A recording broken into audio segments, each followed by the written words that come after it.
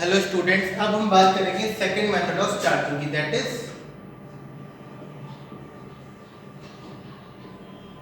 Conduction.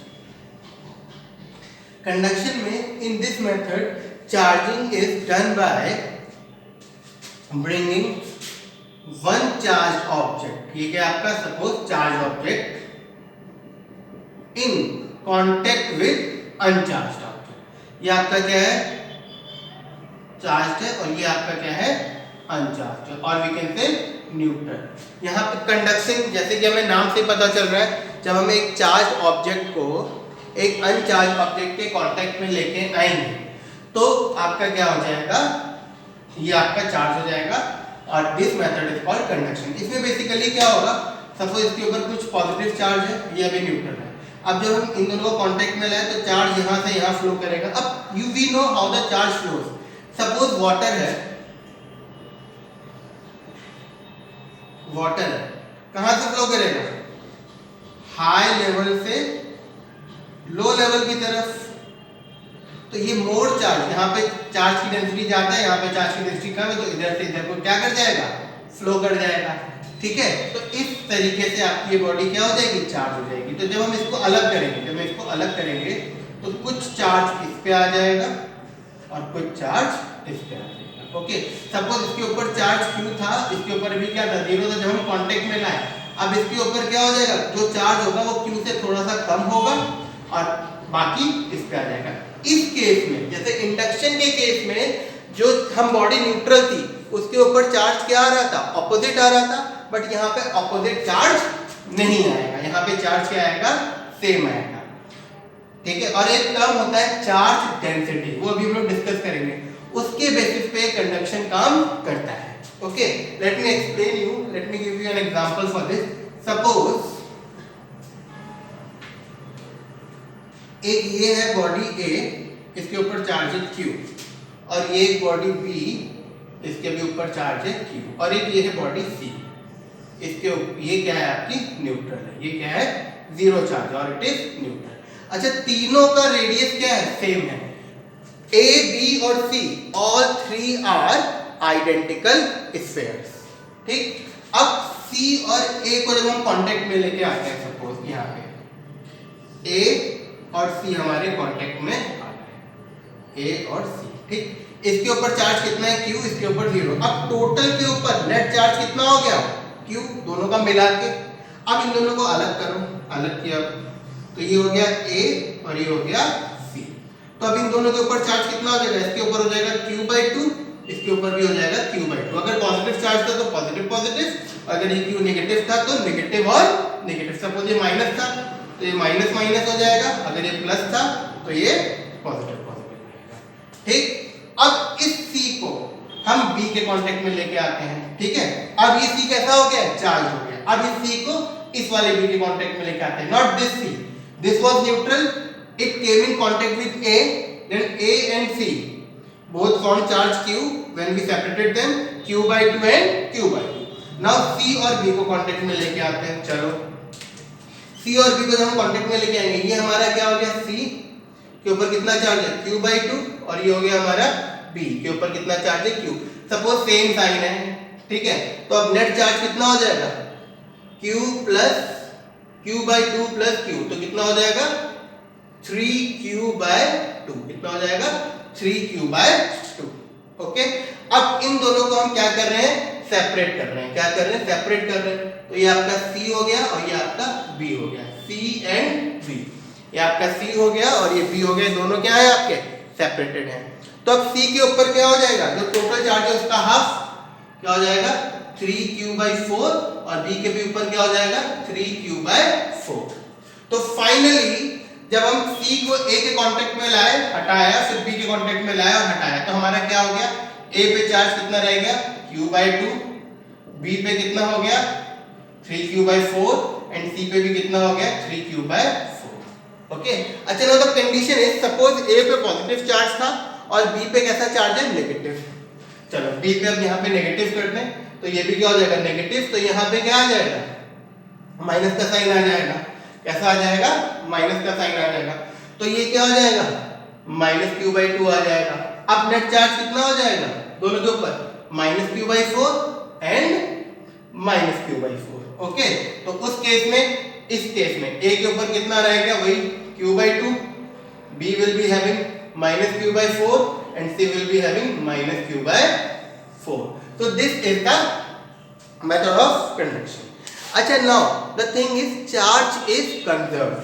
Charge can neither be created nor be destroyed. कैसे? जैसे कि ये वाली कंडीशन ले लो, A और B, जब C आपका न्यूट्रल था, नेट चार्ज कितना है, +q एंड -q, कितना है, 0। अच्छा, अब जब आप C को इसके कांटेक्ट में लेके आए, फिर बचा हुआ ये हुआ, फिर C को इसके कांटेक्ट में लेके, फाइनल आपका रिजल्ट ये आया। अब आप ले लो q/2 -q/4 कितना आया, 0। अभी भी नेट चार्ज 0 है, अभी भी नेट चार्ज 0 है। Okay, first thing. Second thing, ये q/q था और ये अगर +q होता, मान लो ये +q होता, तो ये पॉजिटिव होता, ये पॉजिटिव होता, तो नेट चार्ज आपका कितना आता, 2q आता। अच्छा, पॉजिटिव वाली कंडीशन ये आएगी, देख लो अब आप, q/2 + 3q/4 + 3q/4, तो LCM भी 4, तो ये क्या हो जाएगा, 2q + 3q + 3q, तो क्या हो जाएगा, 8q/4, तो क्या आ जाएगा, 2q। तो what does this mean, that charge is conserved, charge can neither be created nor be destroyed. Again I am explaining you, जब ये वाला नेगेटिव था, जब B क्या था आपका, नेगेटिव था, तो पहले इसको इसके कांटेक्ट में लेके आए हम, A और C, नेट चार्ज Q हो गया, सेपरेट किया q/2 2q/2, फिर इस C को B के कांटेक्ट में लेके आए, तो C के ऊपर q/2 था, B के ऊपर -q था, नेट चार्ज कितना होगा, q/2 -q/2, फिर इन दोनों को सेपरेट किया तो हाफ हाफ बच जाएगा, -q/4 तो फाइनल A पे कितना आया आपका, q/2, सॉरी A पे q/2, B पे -q/4, C पे भी -q/4। ठीक, अब इनिशियली जब इसके ऊपर पॉजिटिव था, इसके ऊपर नेगेटिव था, q एंड -q क्या आया, नेट चार्ज 0 आया, तो इस पूरे सिनेरियो के बाद भी हमारा नेट चार्ज क्या आ रहा है, 0 आ रहा है। क्यों, q/2 -q/4 -q/4 क्या आएगा, 0 आएगा। नाउ अदर कंडीशन, अगर ये पॉजिटिव होता तो नेट चार्ज कितना होता हमारा, 2q होता, नेट चार्ज कितना होता हमारा, 2q होता। इन दिस केस फिर से C को इसके कांटेक्ट में लेके आए, q/2 अलग अलग हो गया भाई, जब C को इसके कांटेक्ट में लेके आए, नेट चार्ज q अलग अलग किया, q/2 अब C को B के कांटेक्ट में लेके आए, तो q + q/2 हो जाता, q/2 + q कितना हो जाता है आपका, 3q/2, फिर आप अलग अलग करते दोनों को, तो हाफ हाफ, तो 3q/4 एंड 3q/4, तो A B C पे, A पे q/2, B पे 3q/4, C पे भी 3q/4। अब इन सबको ऐड करोगे, q/2 + 3q/4 + 3q/4 आपको क्या देगा, 2q देगा, और यहाँ पे कितना था, 2q। मतलब कि charge can neither be created not be destroyed, ये इधर से उधर बस क्या हो सकता है, ट्रांसफर हो सकता है, मतलब कि charge is conserved. Okay, now let's talk about other method, friction. अच्छा, हमने अभी तक दो मेथड पढ़े, one was induction and other was conduction. दोनों ही मेथड में एक बॉडी का चार्ज होना जरूरी है, but it is not the case in friction. Friction में ऐसा केस नहीं है, दोनों ही ऑब्जेक्ट क्या हो सकते हैं, न्यूट्रल हो सकते हैं। जब हम when we say friction, when we are saying friction, friction का मतलब आपने 11th क्लास में पढ़ा होगा, जब एक बॉडी दूसरी बॉडी पे क्या करे, दिस इज फ्रिक्शन। तो जब हम फ्रिक्शन करते हैं तो सरफेस पे आपके इलेक्ट्रॉन्स होते हैं, जब आप फ्रिक्शन करते हैं, दो बॉडी को आपस में क्या करते हैं, रब करते हैं। जब हम दो बॉडीज को आपस में क्या करते हैं, रब करते हैं, तो एक बॉडी से दूसरी बॉडी पे चार्ज क्या हो जाते हैं, ट्रांसफर हो जाते हैं, और वो दोनों बॉडीज चार्ज भी हो सकती हैं, न्यूट्रल भी हो सकती हैं, कैसे भी हो सकती हैं। जैसे कि सपोज ये बॉडी A है और ये बॉडी B है, इन दोनों के ऊपर हमने जब फ्रिक्शन किया, सपोज A से B के ऊपर चार्जेस गए, ठीक है, तो अब इलेक्ट्रॉन्स A से किधर गए, B की तरफ गए, तो A के ऊपर कैसा आ जाएगा, पॉजिटिव चार्ज आ जाएगा। जितना A के ऊपर पॉजिटिव चार्ज आएगा, उतना ही B के ऊपर क्या आ जाएगा, नेगेटिव चार्ज आ जाएगा। Suppose if n number of electrons are lost by A, तो इसका मतलब चार्ज ऑन A, क्या charge on A that is QA क्या हो जाएगा, Ne पॉजिटिव का, एंड चार्ज ऑन B क्योंकि उसने गेन किए हैं QB क्या हो जाएगा, माइनस का Ne। ओके, अब इसमें एक चीज और आती है, जब आपका बॉडी चार्ज या डिस्चार्ज होती है फ्रिक्शन में, तो क्या मास में चेंजेस आते हैं, तो यस मास भी चेंज होता है। क्यों, क्योंकि इलेक्ट्रॉन जो है A से गया है किस पे, B पे, तो A का मास क्या होगा, डिक्रीज इन मास होगा A का, और B का क्या होगा, इंक्रीज इन मास होगा। तो वो बॉडी जिसके ऊपर पॉजिटिव चार्ज आता है, the body which acquired positive charge, उसका मास क्या होगा, डिक्रीज होगा, और जो body which acquired negative charge, उसका मास क्या होगा, इंक्रीज होगा। अब मास क्या हो जाएगा, मास चेंज इन मास, क्या change in mass is equal to n into 9.1 into 10 to the power minus 31 kg।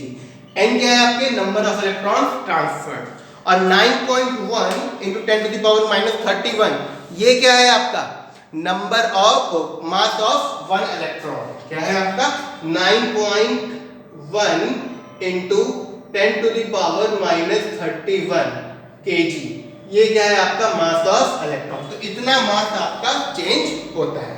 Suppose 2 electron transfer हुए, कितने इलेक्ट्रॉन ट्रांसफर हुए, 2 electron transfer.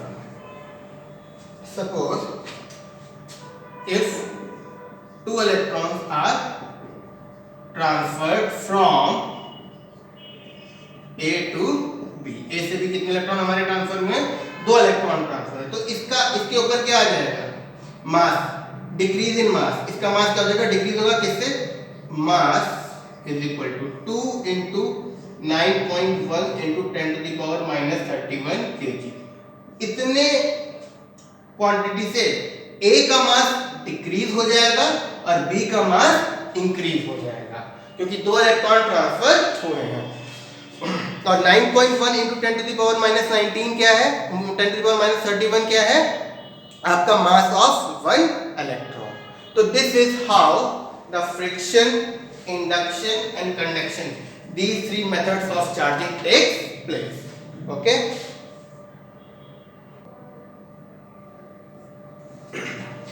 now we will discuss about Coulomb's law. Coulomb's scientist का नाम था जिन्होंने Coulomb's ने एक law दिया था, किसके ऊपर लॉ दिया था, फोर्स ऑफ अट्रैक्शन और रिपल्शन बिटवीन चार्जेस। अब before we come on to the Coulomb's law, let us recall gravitational force, क्या ग्रेविटेशनल फोर्स या लॉ ऑफ ग्रेविटेशन या फिर न्यूटन लॉ ऑफ ग्रेविटेशन। अब जब हम ग्रेविटेशनल फोर्स की बात करते हैं, सपोज हमारे पास 2 मास हैं, सपोज ये मास क्या है m1, ओके अच्छा एक सेकेंड, ये हमारे 2 मासेस हैं m1 एंड m2। अगर हमें यूनिवर्सल लॉ ऑफ ग्रेविटेशन या फिर Newton law of gravitation, gravitational law अगर हमें याद है, तो हमें क्या 2 मास हैं m1 और m2, दोनों के बीच की डिस्टेंस क्या है r। तो इसके हिसाब से force of attraction between 2 masses is directly proportional to product of masses, ठीक, and is inversely proportional to square of distance between them, ठीक है। This implies force is proportional to m1 m2 upon में r square, or we can say that F is equal to g m1 m2 upon में r। Okay, g यहाँ पे क्या था, gravitation constant, जी हमारा क्या था, ग्रेविटेशन कांस्टेंट था। ओके, तो आपका क्या था, F is equal to G m1 m2 upon में r स्क्वायर। ये हमारा क्या था, ग्रेविटेशनल फोर्स बिटवीन 2 मासेस। अच्छा, वन थिंग, सेकंड थिंग, ये जो फोर्स था हमेशा सेंटर टू सेंटर लगेगा। जैसे ये एक मास है, ये मास दूसरा, इसके सेंटर से इसके सेंटर के अक्रॉस जो लाइन जा रही है उसी लाइन के अक्रॉस लगेगा। ये नहीं कि यहाँ से यहाँ ऐसे नहीं लगेगा या यहाँ से यहाँ ऐसे भी नहीं लगेगा। तो ये फोर्स हमेशा किधर से किधर लगेगा, सेंटर टू सेंटर लगेगा। और फोर्स दोनों पे इक्वल एंड अपोजिट लगेगा। अट्रैक्टिव फोर्स है, सपोज M2 इसको F से खींच रहे हैं तो ये भी इसको अपनी तरफ F से ही पुल करेगा। Okay, the force on both the masses will be equal and opposite. Third thing, this force will be attractive force always.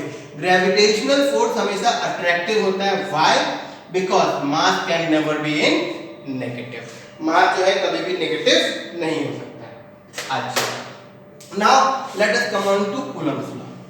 Coulomb's law जो था वो भी सेम था, बस ग्रेविटेशन लॉ की क्या थी, the force of mutual, gravitation law के हिसाब से क्या था, the force of mutual attraction between two masses is directly proportional to product of the masses and is inversely proportional to square of distance between them. Same Coulomb's law है क्या, ये भी same है, बस कुछ लाइनें ऐड करेंगे। The force of mutual attraction, mutual attraction और repulsion between two charges is directly proportional to product of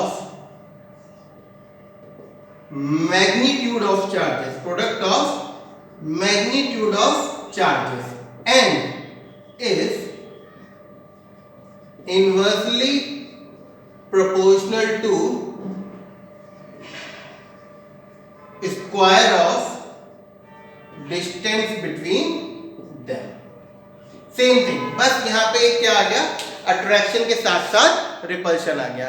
the force of mutual attraction और repulsion between two charges is directly proportional to product of magnitude of charges and is inversely proportional to square of distance between them. Now let us see. Suppose ये एक point charge है, क्या है, Q1, ये R distance पे दूसरा point charge है Q2। इन दोनों के बीच की डिस्टेंस कितनी है, R। इन दोनों के बीच की डिस्टेंस कितनी है, R। ठीक है, Q1 Q2 और इन दोनों के बीच की डिस्टेंस कितनी है, R। अब by Newton's law or Coulomb's law, F is proportional to magnitude of Q1 into magnitude of Q2. When I think magnitude, suppose Q आपका कितना है, -2 कूलम है, -2 कूलम, तो magnitude of Q क्या रहेगा, केवल 2 coulomb. We will not consider sign, okay? तो जब हम magnitude की बात करते हैं तो हम केवल वैल्यू की बात करते हैं, okay? And F is inversely proportional to square of distance between them. F is inversely proportional to square of distance between them. Okay. Now F is proportional to, combine करता हूँ इन दोनों इक्वेशन को combine करते हैं तो F is proportional to क्या हो जाएगा, magnitude of Q1 into magnitude of Q2 upon में R। F is proportional to magnitude of Q1 into magnitude of Q2 upon में R square। और I can write that F is equal to K Q1 Q2 upon में R square, or I can write that F is equal to K Q1 Q2 upon में R square। Now what K is here? K जो है यहाँ पे K क्या है आपका, proportionality constant. K क्या है आपका, प्रोपोर्शनैलिटी कांस्टेंट। ये हमारा क्या है, K।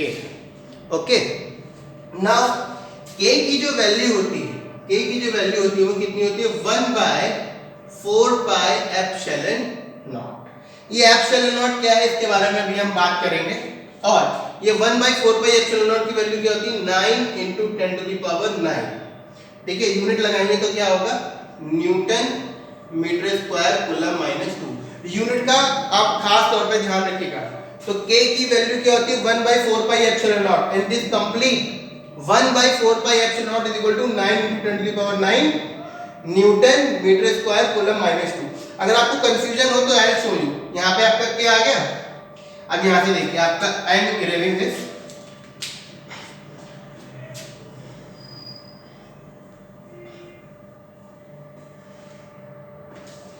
देखो F इज इक्वल टू के की जगह हम ये पुट कर सकते हैं 1 में 4 पाई epsilon naught into Q1 Q2 upon में R स्क्वायर। अब देखो 1/4 पाई एप्सिलॉन नॉट की यूनिट क्या हो जाएगी, न्यूटन।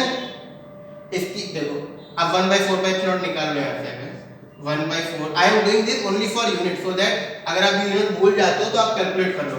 1/4 पाई एप्सिलॉन नॉट क्या हो जाएगा, F into R square upon में Q1 इंटू Q2।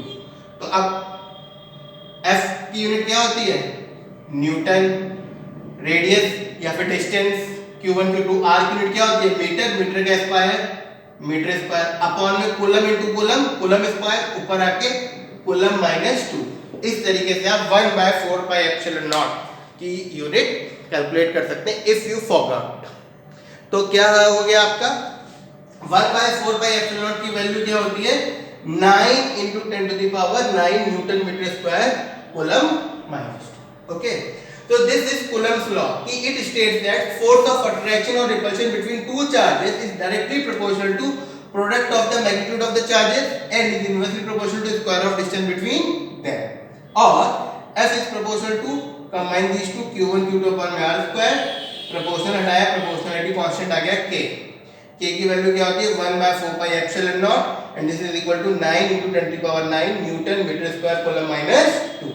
देन आप K की वैल्यू आप यहां पुट करोगे तो आपकी इक्वेशन क्या बन जाएगी फोर्स की, this F is equal to 1/4 pi epsilon naught into Q1 Q2 upon में R स्क्वायर। ओके, अब द थिंग इज ये जो एप्सिलॉन नॉट है ये क्या है, ये एप्सिलॉन नॉट क्या है।